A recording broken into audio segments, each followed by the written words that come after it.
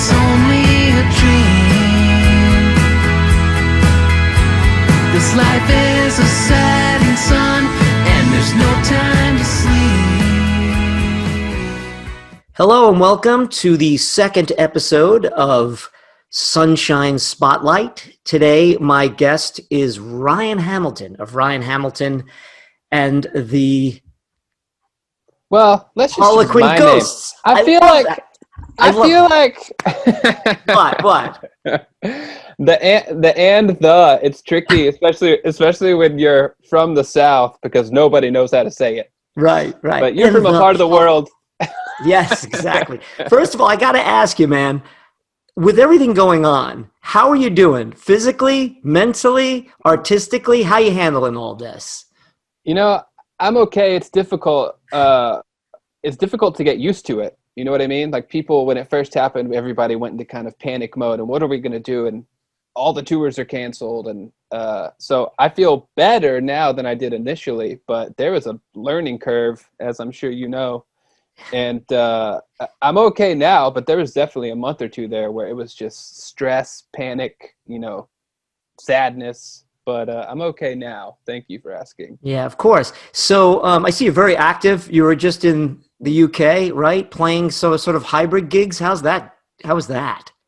Yeah, so we did this really cool thing where people could actually go to the venue. They had to socially distance and sit in tables, that were far apart. But the shows were streamed from my house here in Texas onto a screen in the actual venue. So you had to go to the venue to watch, but I was still here in Texas. And it worked really great. It was really kind of an experiment. Both shows sold out at whatever the capacity was. So it was a fun experiment. It was really great to see video afterwards of people in the venue singing along to me playing live on a screen, from Texas. Yeah. But I mean, that's the world we're living in right now, I guess. Yeah, it wild. sure is. Yeah, it sure is. All right, so we're gonna get to the record in a minute, but you and I have a little bit of a history. You played the second Underwater Sunshine Festival, I think, in April of last year. Amazingly, it seems like 10 years ago now with everything going on. And I was a huge fan. You were also mentioned on our podcast with Adam and I, Underwater Sunshine podcast, about how I was a huge fan of Mamacita on your last record, which I called a rock and roll masterpiece. And I was so honored that you used that quote quite a bit in promoting it. And I really think that record last year, which dropped, I think, after you played the festival by yourself, came out, I think, in May. It's listed on Spotify. I don't remember specifically. I think you guys played in April. You played in April. But yeah, that record was amazing. And now you've transitioned to this new album. Can you talk to me about how the difference? I found that record to be more kind of down and dirty rock and roll with some pop sentimentality. But this one is really pop oriented. From the very first song, which is really an homage to me of Tom Petty. If you miss Tom Petty's great songwriting and pop sensibilities in the rock and roll mode, you're going to love this new record by the HARLEQUIN Ghosts. Talk to me about, did you make a specific choice to write in that genre of mode? Yeah, I don't know if it was a specific choice. I felt myself wanting to go in that direction, and then life happened, and I got divorced, which, people seem to cringe whenever I mention it, but it should be okay to talk about. It happens to 50% of marriages. So I felt myself wanting to go in that direction. This Is the Sound was a great record. We won, the album of the year at the Independent Music Awards. You guys were wonderfully supportive. And there was no pressure to make another album for another year, probably, but life happened. Music's always been, or songwriting, I should say, has always been therapy for me. And it just kind of became this accidental perfect storm of real life and some difficult times. And I think difficult times sometimes, not only open your eyes as an artist, but they lend themselves to being creative because it's an outlet. And going through what I was going through really lent itself to the kinds of songs that ended up on the record, which ironically was the direction I was being pulled in anyway. I never want to dip my toe into the water of dad rock. It's what I call this I got a late start in music, so I feel like it's tricky for me to kind of find that. I don't want to be that guy that's, too old trying to rock out. So, and hasn't quite made it to that place yet where I know I get to do this forever. Maybe I do, but I'm just almost there. So, there was a little bit of that too. Like, I don't want to be this, middle-aged guy trying to rock out. It's, Right. Operating in the middle of the music business. So I think maybe there's a sense of maturity that came along with this album too. Yeah, and I got to tell you, that just the name of it, "Nowhere to Go But Everywhere," is a great hint of where you're going. These songs have an irony. They have a satirical aspect to it. You're playing with a lot of words. You're playing with pop culture icons in almost every one. I want you to preview a little video that you have here, which is like a lyric video of what song, and tell me a little bit about this song, and then we'll play it, and on the other end, we'll talk more about the record. Sure. So this song is called Jesus and John Lennon. And as you know, we're on Stevie Van Zant's Wicked Cool Records. And when he heard this song, he freaked. And he went, this is bigger. The chorus was just Jesus and John Lennon. That was it. He was like, this is bigger than that. That idea and that concept, is far-reaching and timeless.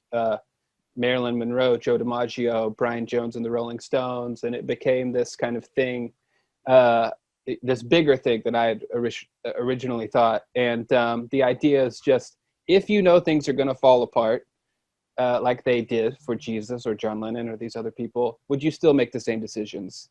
And Right. for me, that was relating to my own life and what was falling apart for me. Sure. But that one in particular seems to have struck a chord. It's also the only song I've ever had rejected by a Spotify playlister with the sentence, I refuse to listen to this song because I find the title offensive. Well, you went there, and that's what you get. Anyway, let's see if you are offended. Jesus and John Lennon. This is Ryan Hamilton and the Harlequin Ghosts.